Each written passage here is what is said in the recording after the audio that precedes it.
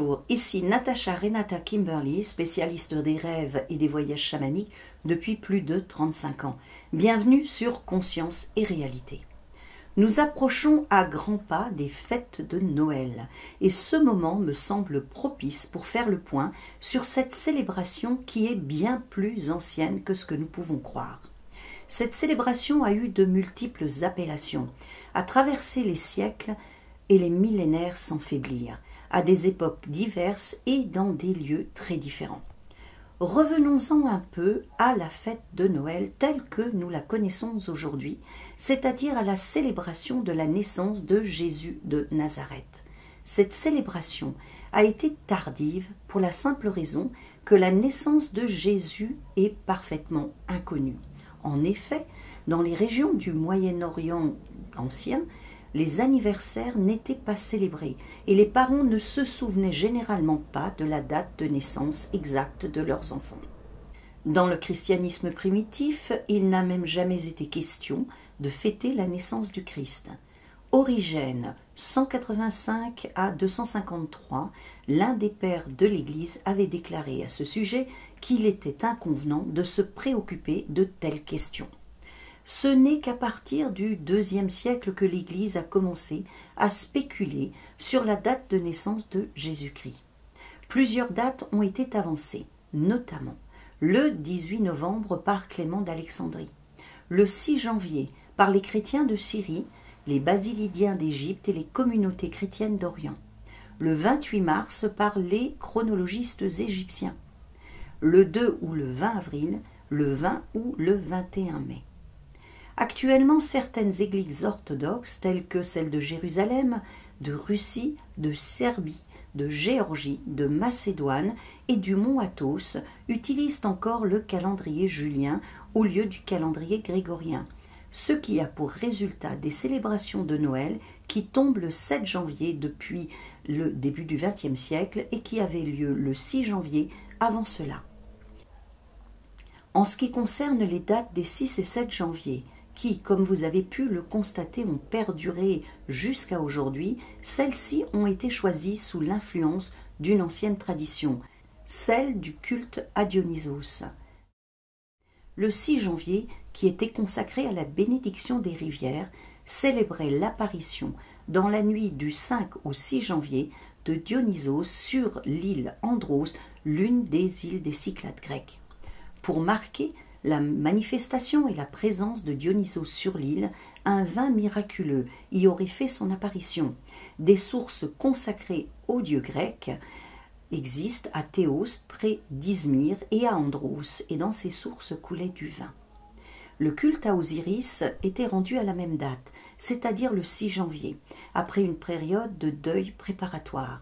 Les eaux du Nil étaient alors supposées se changer en vin, alors qu'au même moment, Isis donnait naissance à Harpocrate, le soleil renaissant. Harpocrate est en fait une adaptation grecque de Harpocrate, qui signifie Horus l'enfant. Des cérémonies avaient alors lieu dans toute l'Égypte, notamment à Alexandrie, où l'on fêtait par la même occasion la naissance d'Ione par une vierge. Ione est l'une des manifestations du temps avec Chronos et Kairos.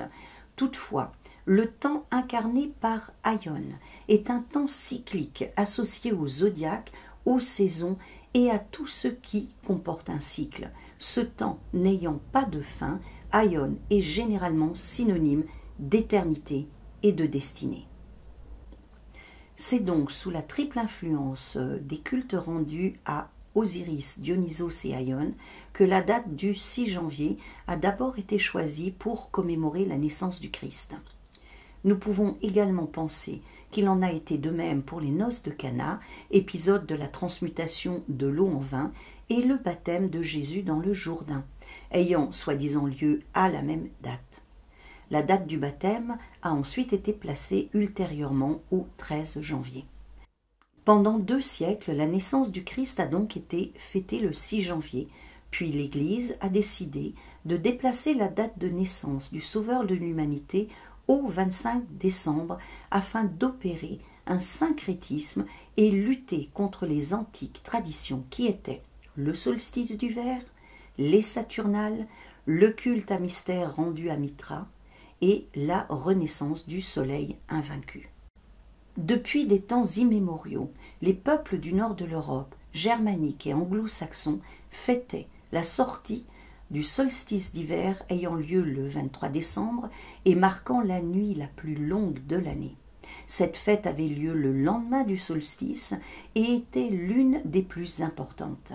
Elle apportait l'espoir à toutes ces populations et célébrait la renaissance de la vie ainsi que le retour du soleil et des journées plus longues. Les célébrations en l'honneur du dieu Saturne, les Saturnales, avaient une durée de 7 jours. Elles débutaient le 17 décembre pour s'achever le 24 décembre. Pendant cette période, lors de laquelle toute distinction de race ou de classe était abolie, il était coutume pour les Romains de faire des processions et de s'offrir des cadeaux. Toutefois, il est dit que la création de la fête n'a pas été instituée par Saturne, mais par Janus, le dieu du commencement, qui a donné son nom au mois de janvier. Le culte rendu à Mithra pour célébrer sa renaissance a été le plus grand concurrent du christianisme. Le mithriacisme comportait de nombreux adeptes et a été éradiqué de façon sanglante par l'empereur Théodose, qui fit détruire près de 400 temples dédiés à Mithra au profit des chrétiens. Il semblerait que la naissance du Christ dans une grotte, jamais mentionnée dans les évangiles, soit une allusion à Mithra. On célébrait également le 25 décembre dans tout l'Empire romain la naissance d'un enfant solaire nommé Sol Invictus, qui signifie soleil invaincu. Cette divinité avait été proclamée patron principal de l'Empire romain et le dimanche lui était consacré. L'empereur Théodose, en 380, dans son édit de Thessalonique, fit interdire le culte à Sol Invictus, transforma le 25 décembre en fête chrétienne et le dimanche en jour du Seigneur. C'est ainsi que Jésus fut assimilé à Sol Invictus et appelé Soleil de justice. Les célébrations de Noël voient le jour la première fois sous l'empereur Honorius, le fils de Théodose Ier, entre 395 et 423, mais ce n'est qu'en 440 que l'Église décide de célébrer officiellement la naissance du Christ le 25 décembre. En 506, elle devient une fête obligatoire et en 529 un jour férié, par décision de l'empereur Justinien.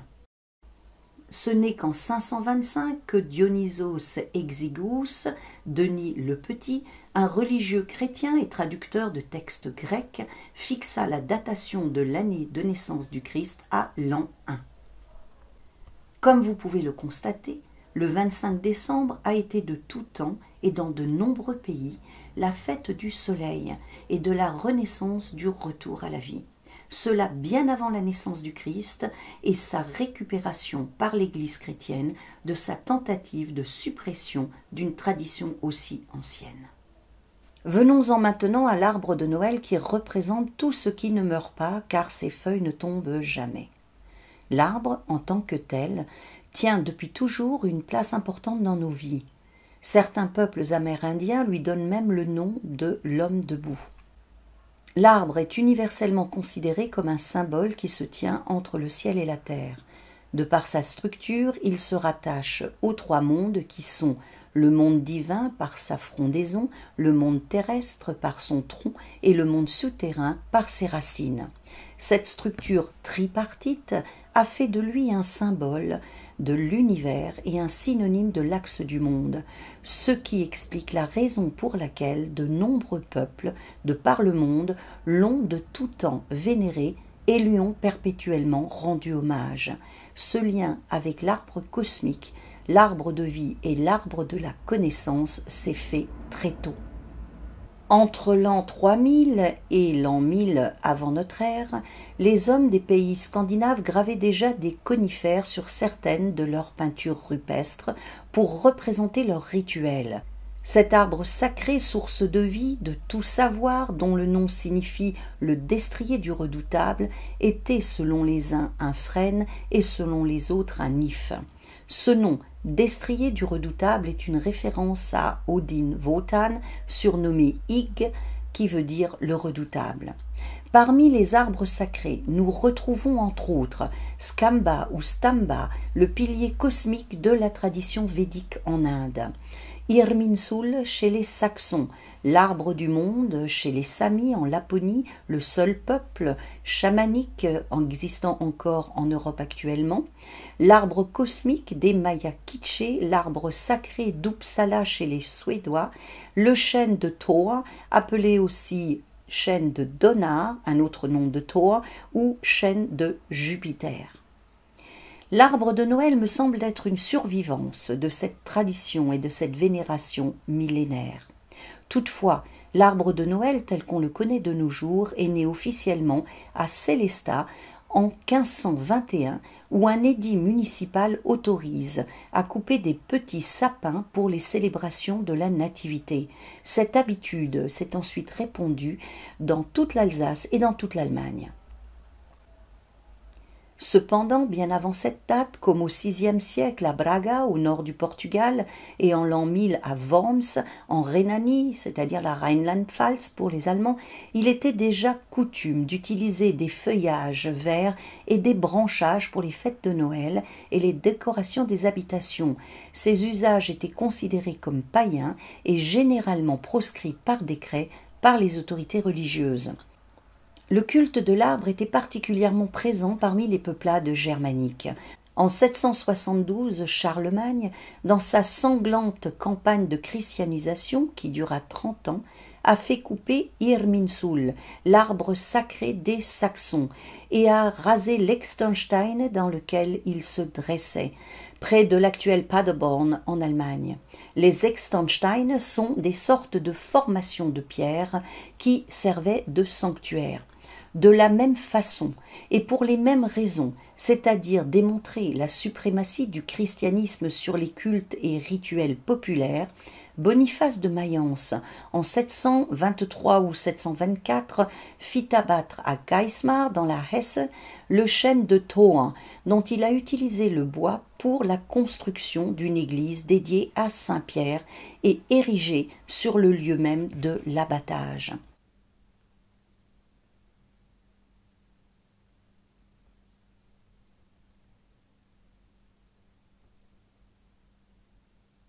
Toujours pour asseoir sa supériorité sur les cultes premiers, l'Église chrétienne décida à chaque fois d'édifier ses bâtiments sur l'emplacement des anciens arbres sacrés, comme cela a été le cas par exemple pour l'église du couvent de Lénine, près de Brandenburg.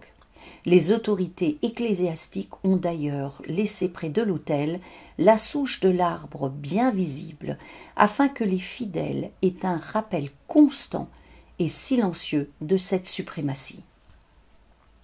Encore aujourd'hui, on peut voir la christianisation des arbres dans le cadre, entre autres, du chêne de la Vierge près d'Elbeuf en Seine-Maritime, du chêne Notre-Dame dans le Morbihan à la chapelle Carreau, du chêne des Suédois dans la forêt de Bitche en Moselle,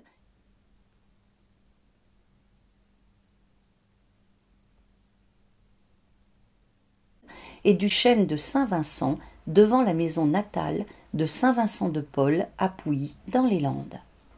La liste pourrait ainsi continuer indéfiniment. La prochaine fois que vous irez vous promener dans une ancienne forêt, ouvrez l'œil. Je pense que vous aurez de fortes chances de découvrir sur certains arbres une trace de leur christianisation. Lors des Saturnales romaines, il était également coutume de charger les arbres de cadeaux. Les Islandais, quant à eux, avaient pour habitude, depuis des temps immémoriaux, de décorer un sorbier sauvage avec des bougies allumées et des rubans colorés pour fêter le retour du soleil après le solstice d'hiver. La notion de sacré est indubitablement liée à l'arbre et aux forêts, et la Russie a partagé cette vision commune à de nombreux peuples. Jusqu'au XVIIIe siècle, en Russie, la messe a été dite sous les arbres et les processions autour des arbres sacrés existaient encore au XIXe siècle. L'Église a eu les plus grandes difficultés pour éradiquer ces habitudes populaires.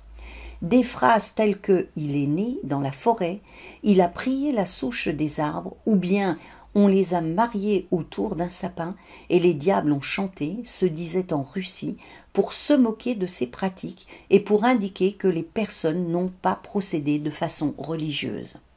Vers 1960, autour du lac de Svetloyar, lié à la légende de la ville de Kitej, on pouvait lire sur des écriteaux « prières et agenouillements interdits », car les gens avaient coutume de s'agenouiller près du lac ou devant un bouleau pour prier.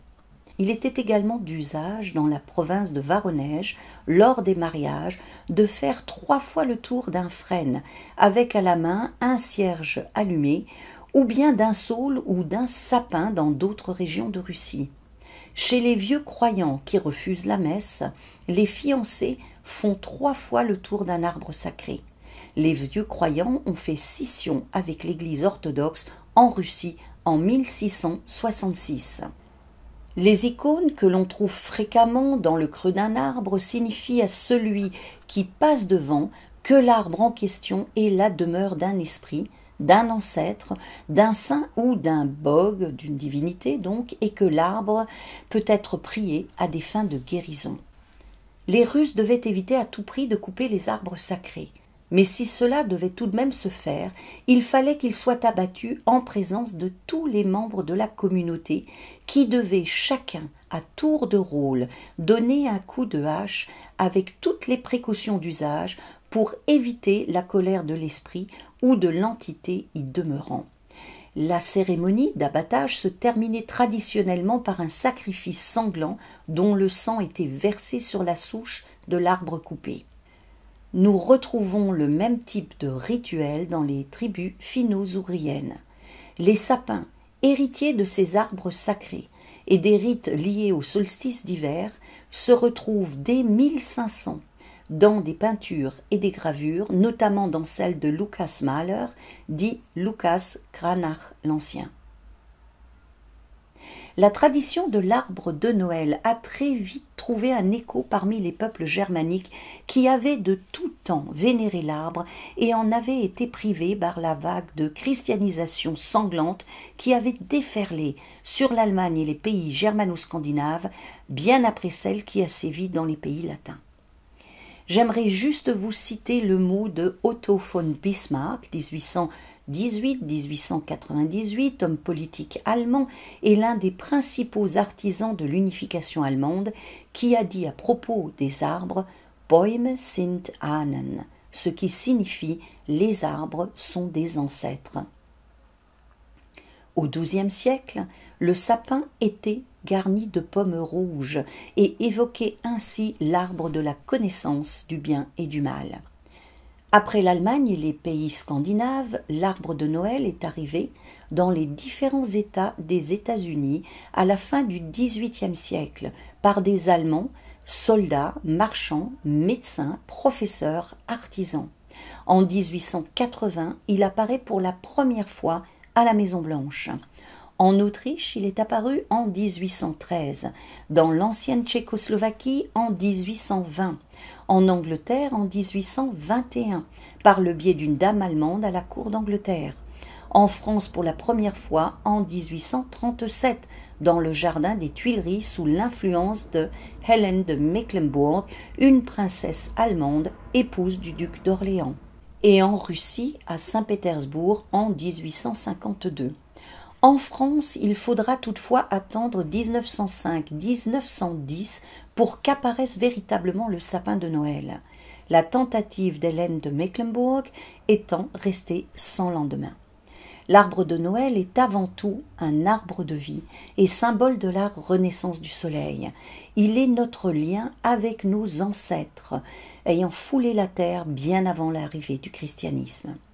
Je vais maintenant vous parler du Père Noël et de la distribution des cadeaux. Évidemment, nous ne pouvons pas parler de Noël sans parler du Père Noël. Dans de nombreux pays, il était coutume d'échanger des cadeaux au moment du solstice d'hiver, notamment lors des Saturnales à Rome, où l'on suspendait des cadeaux sur les branches d'arbres. Lors du 1er janvier, où ces cadeaux étaient appelés Strenae, en référence à la déesse Strenia, qui possédait un temple et un bois sacré près du Colisée. Le terme strenae a d'ailleurs donné en français le mot étrenne. Et dans les pays germaniques où le rôle de distributrice de cadeaux était attribué aux divinités de la fertilité et de la fécondité telles que Nertus et Freya. Alors celui qui est traditionnellement considéré comme étant à l'origine du personnage du Père Noël est Saint Nicolas, 270-345, évêque de Myre au sud de l'actuelle Turquie. Saint Nicolas a parfois été assimilé au dieu germano-scandinave Odin Wotan, avec lequel il partage les similarités suivantes. Tous deux se déplacent dans les airs. Odin Wotan est toujours accompagné de Hugin et Munin, pensée et mémoire, ces deux corbeaux qui voient tout, et de Sleipnir, son cheval à 8 pattes. Saint Nicolas est quant à lui toujours suivi d'un ou de 2 pères fouettards qui voient tout et de son cheval. Dans certaines régions, le cheval de Saint Nicolas est appelé Sleipnir. Tous deux, Wotan, Odin et Saint Nicolas, peuvent provoquer ou calmer les tempêtes. Odin Wotan était informé de tout ce qui se passait dans le monde par ses corbeaux, et Saint Nicolas était informé de la même façon par son ou ses 2 acolytes, ses 2 valets noirs, c'est-à-dire ses pères fouettards. Le ou les valets noirs de Saint Nicolas, chargés de punir les enfants désobéissants, semblent jouer le rôle de son ombre, au sens jungien du terme, c'est-à-dire qu'ils semblent représenter sa fonction opposée, sa partie inconsciente. En Allemagne, le valet de Saint Nicolas s'appelle Krampus, Ruprecht ou Knecht Ruprecht. Il est habillé de paille ou de peau de bête et tient une baguette, symbole de fertilité avec laquelle il fouette les gens qu'il rencontre.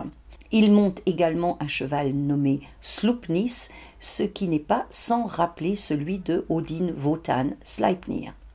Le nom Ruprecht vient du vieil haut allemand Woatani Ruprecht, utilisé pour qualifier Wotan et qui veut dire renommé et brillant. Krampus provient du haut allemand Krampe, signifiant griffe, qui se dit en allemand actuel Kralle ou Klaue. Aux Pays-Bas, il était coutume pour le paysan de laisser dans son champ pendant la période de Noël une gerbe de blé.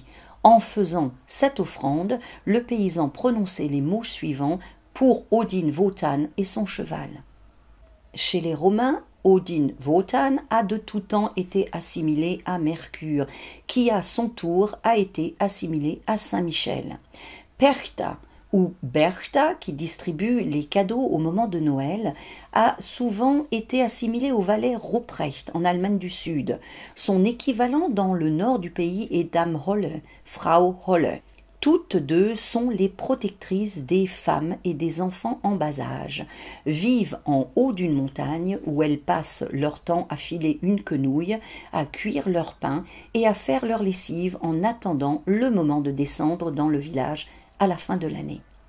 Berchta, aussi bien que Frau Holle, participe à la chasse sauvage de Odin Wotan, à la tête d'un cortège d'enfants morts en bas âge, et apparaît sous les traits d'une dame blanche que l'on retrouve dans de nombreux récits populaires, incluant des enfants morts jeunes.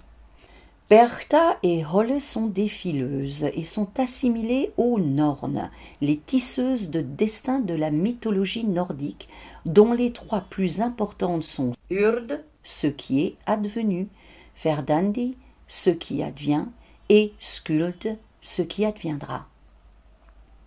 En dehors de Saint Nicolas, nous pouvons voir un lien entre le Père Noël et le dieu gaulois Gargan, qui était une divinité solaire distribuant des cadeaux et portant une hotte en osier dans lequel il brûlait ses victimes humaines.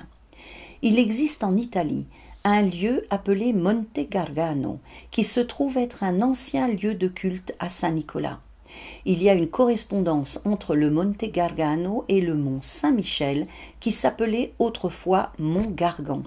Ça a été attesté en 1283, ou mont de Gargan, attesté en 1285. Dans ces 2 endroits, Saint-Michel y aurait terrassé un dragon. En Bretagne, après l'arrivée des premiers chrétiens, les lieux de culte à Saint-Michel ont commencé à se substituer à ceux qui étaient auparavant dédiés à Bélénos, le brillant, aussi appelé Louk, le lumineux, ou encore le dieu au corbeau. Dans la baie du Mont-Saint-Michel, il y a un endroit nommé Tombelaine, qui serait une référence à Bélénos, dieu gaulois du soleil, de la guerre, de la santé et guide des morts, qui a parfois été assimilé à Apollon. Tombelaine signifierait en réalité tumulus de Bélénos. Il est intéressant de constater que la triple fonction de Bélénos, dieu de la guerre, de la lumière et guide des morts, est également celle de Saint-Michel dans la tradition chrétienne. Il va sans dire que l'Église chrétienne a été défavorable à ce personnage qui distribuait des cadeaux au moment du solstice d'hiver et faisait référence au soleil et à son retour. Il n'y a encore pas si longtemps, le 23 décembre 1952, un Père Noël de 3 mètres de haut a été placé en grande pompe par les autorités ecclésiastiques aux grilles de la cathédrale de Nancy pour marquer leur désaccord quant à cette tradition populaire. Toutefois, ce personnage distributeur de cadeaux a réussi à perdurer malgré de nombreux interdits et a survécu au travers de Saint-Nicolas, de Saint-Martin, du Père Janvier, du bonhomme du jour de l'an et évidemment du Père Noël. Alors j'espère que cette vidéo sur les célébrations de Noël vous a permis de voir que cette fête traditionnelle, familiale et chrétienne est issue d'un substrat bien plus ancien et plus archaïque que ce qui est communément admis.